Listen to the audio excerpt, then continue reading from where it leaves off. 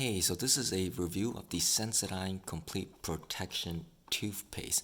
I'll kind of just go through all the pros and the cons that I sort of found with using this toothpaste, and I'll also talk about whether or not it actually works, meaning like does it provide complete protection for your teeth, and then I'll kind of talk about how it's different from the other Sensodyne toothpastes. Okay, so the very first pro that I like about this toothpaste is that it does contain stannous fluoride, which I consider as the premium version of fluoride. Right, so one of the big pros to using this toothpaste is that it provides anti-cavity, anti-gingivitis, and anti-sensitivity. So that is actually the main selling point for this product, right?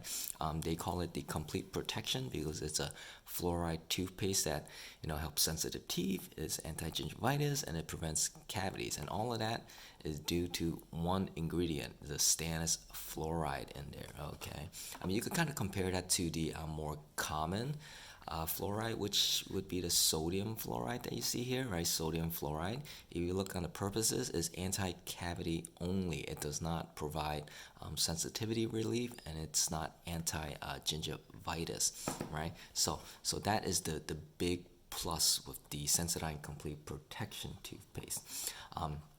Another thing that I kind of like with this toothpaste is that it does have a broad flat cap base. What you can do with this is that it lets the toothpaste be stored in a vertical position. It just takes up less space and it looks more like a cosmetic product. It gives it a cleaner and more organized look to your bathroom, at least in my opinion.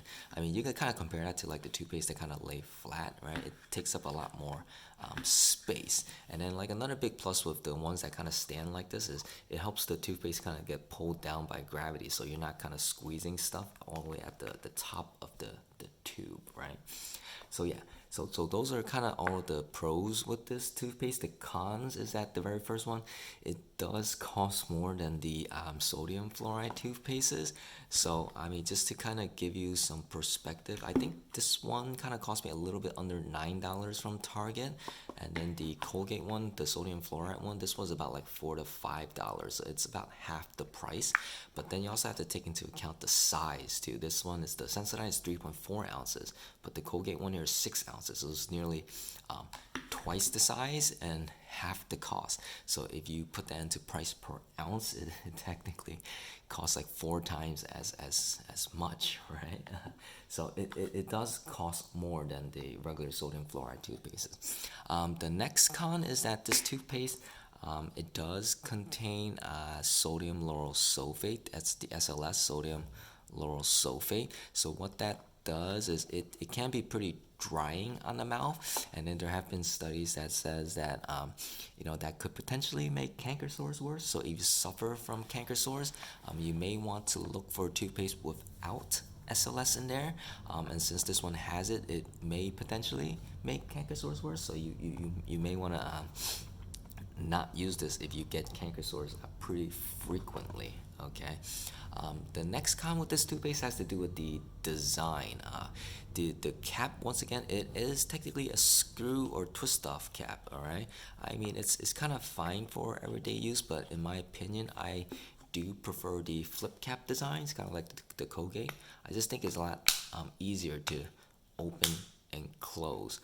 The thing I find with the twist off caps is that sometimes if you're not completely centered, you kind of have to fiddle around with it a little bit just to kind of close it, right? The next con with this toothpaste is that it has to do with the small size. It's 3.4 ounces. That actually makes it TSA eligible. So this is technically like a travel size toothpaste. I don't know why they don't make like larger toothpastes in there, because it should be full size, like the Colgate here is. You kind of compare the size to these. All right, so like their standard size toothpaste is travel size, which is kind of interesting, at least to me. The next con with this toothpaste is that it can potentially leave teeth staining. Yes, you heard that correctly. It could potentially stain your teeth. If you look in the other information here, right, it says products containing stannous fluoride may produce surface staining of the teeth, right? So that is actually a property of stannous fluoride. Although personally, I haven't seen any staining from using this toothpaste, and I haven't seen it on anyone else as well. So I don't really think it's a problem.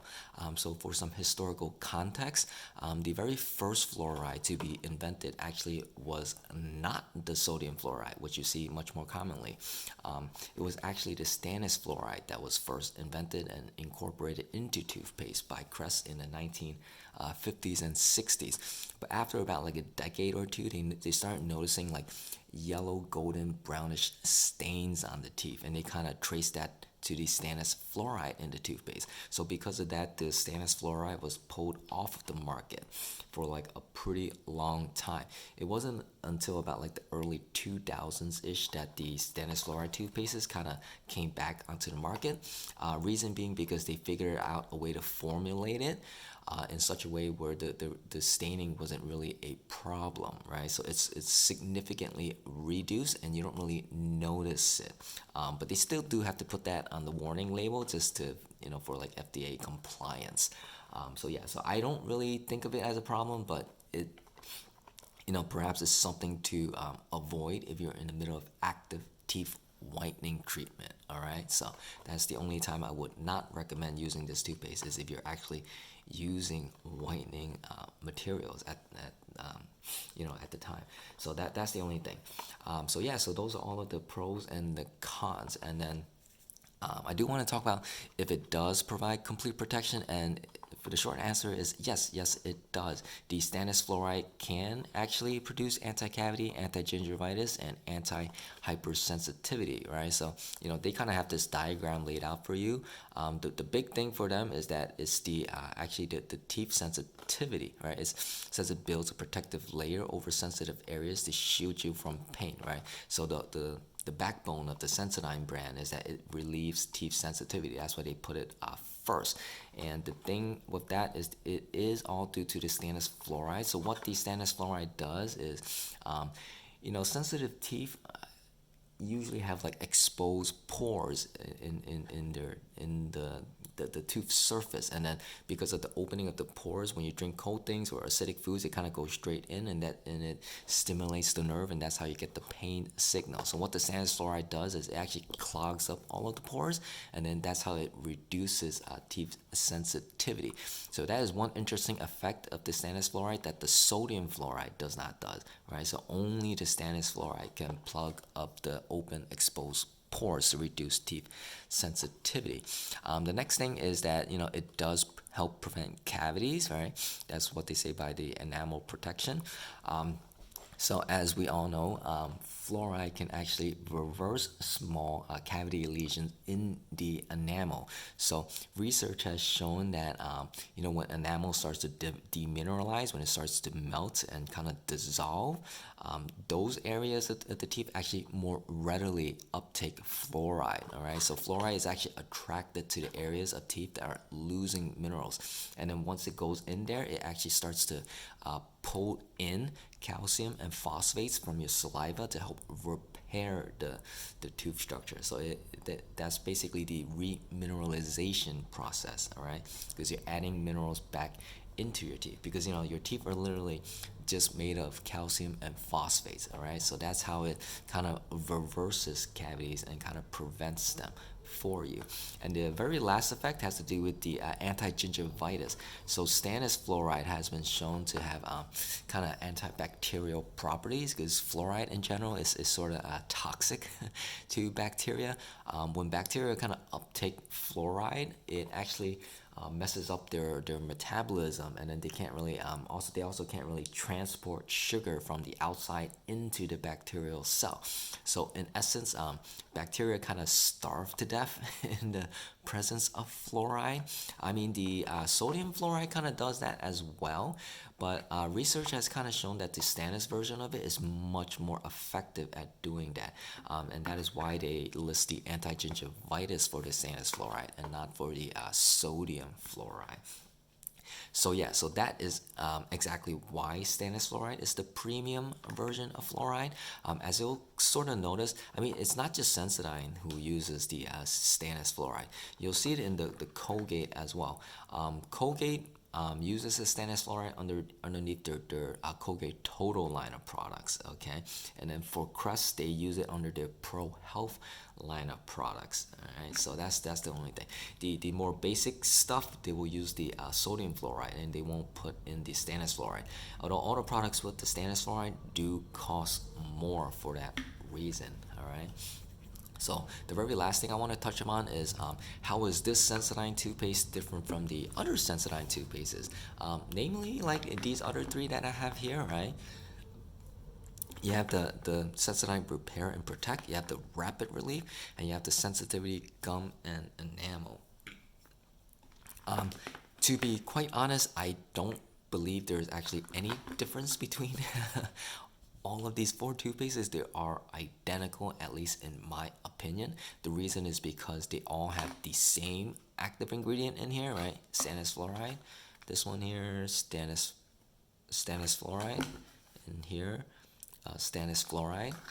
And this one here, this one is stannous fluoride as well, right? All the same active ingredients. And then if you look at the inactive ingredients, they are actually all identical. The only difference is with the sensitivity gum and enamel. This one has one additional ingredient, and that is silica in there, which is a whitening abrasive or stain removal abrasive.